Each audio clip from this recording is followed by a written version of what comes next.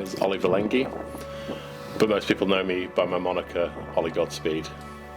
Godspeed has always been more of an approach to my work than a company, whether that's in design, art, or a physical manifestation of the idea. It stems from the duality of where spirituality and science collide. There's something inherently spiritual about the design process, I feel. We're all trying to find an answer to a question. Design just creates that visually, and science and engineering allow us to realise it. There is a harmony where these two collide, and that's the nucleus of what it means to be human, in my mind.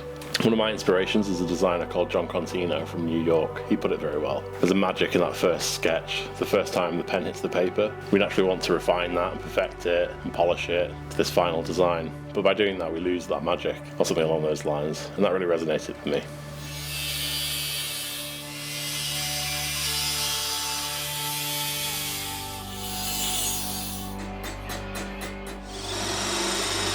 I approach cars and bikes in exactly the same way. I like playing with the juxtaposition of clean and rough. There's a point where a car is so clean and perfect that you don't ever want to take it out of the garage, and its spirit dies. I've had that before with several cars. I've never been one to spend my weekends cleaning and polishing cars. I'd rather be out there driving it or working on it. I kind of let the vehicle tell me what it wants, and I listen to it, and then I create a visual from that in my mind, and the story sort of unveils itself. Each build's a one-off, and I really like that. It's pure unfiltered creativity.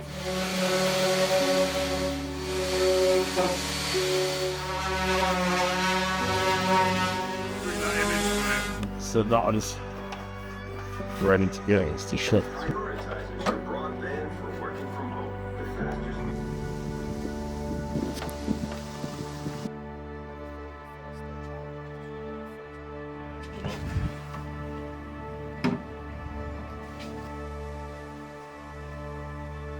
Last one going in.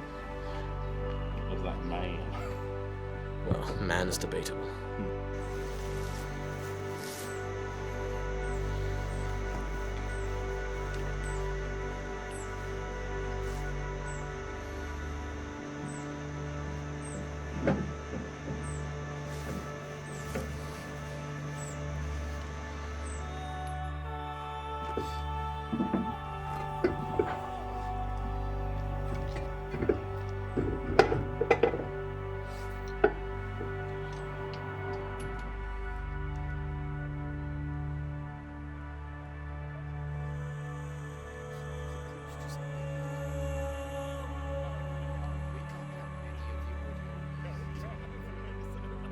I'm predominantly inspired by Japanese cars of the 70s, 80s and 90s, especially racing cars and the drifting culture, where form meets function very aggressively.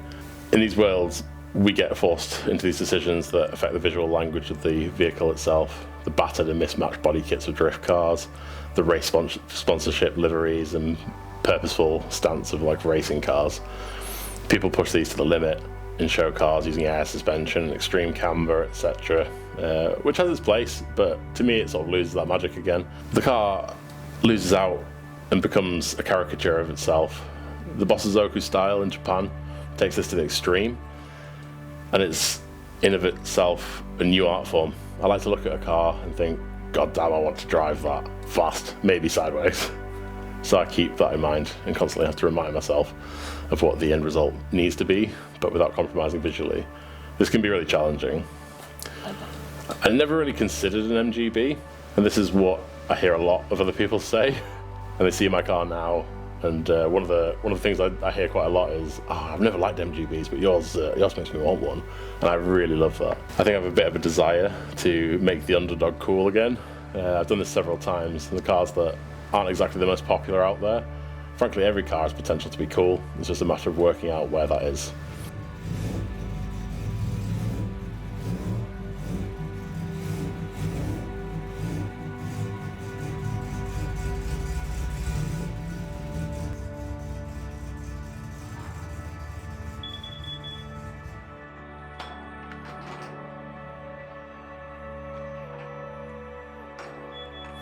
As you can probably tell, I really wanted a Datsun 240Z, but I didn't want to spend 240Z money. Datsun took huge inspiration from the MGB, and it's a much more affordable platform, especially from that Pininfarina designed GT hardtop, which this is, from the recessed light and the swooping greenhouse and that gaping mouth. But the B has that Aston Martin DB5 rear end that's so British that I did fall in love with it, even though as a stock car and the cars that are out there with the wire wheels and stuff, it really didn't appeal to me. I sort of saw beneath what those are and what the beautiful 240Zs out there that I love look like, and I could see that through it, and it's actually not a huge sidestep. I bought this as a rolling shell and got it back on the road with all the new parts, which being in England were absolutely pennies. I've dialed the car over winter and fallen in love with it. You can really see why Mazda was so heavily inspired when they came to designing the first MX-5.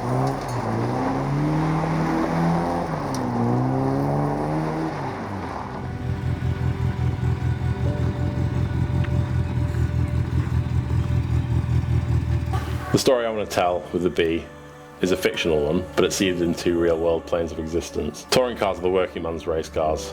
You see them on the road, and then you see them being raced on the track. I've always loved that. I'm really inspired by the 1970s Fuji Speedway titans, like Kunimitsu Takahashi's Hakasuka GTR, and of course the Fair Lady Zs. Taking cues from those races, and the famous 12 Hours of Sebring, I wanted to create an MGB GT as if it were one of the cars on the Fuji starting grid.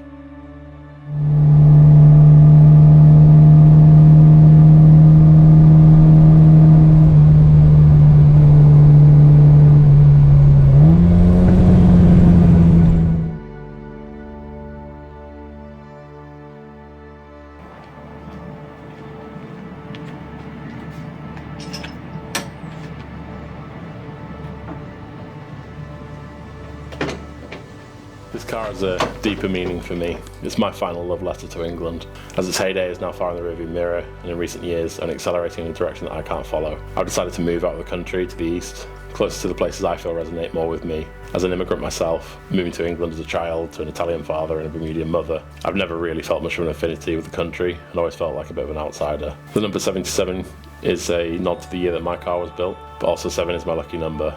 It's one of the lowest prime numbers, and I just like the way it looks as a type designer. More importantly, there's a line in Placebo's Song to Say Goodbye that always stuck with me due to some personal reasons. Before our innocence was lost, you were always one of those, blessed with lucky sevens. Fortune kept smiling on you, you seemed always to be the lucky one.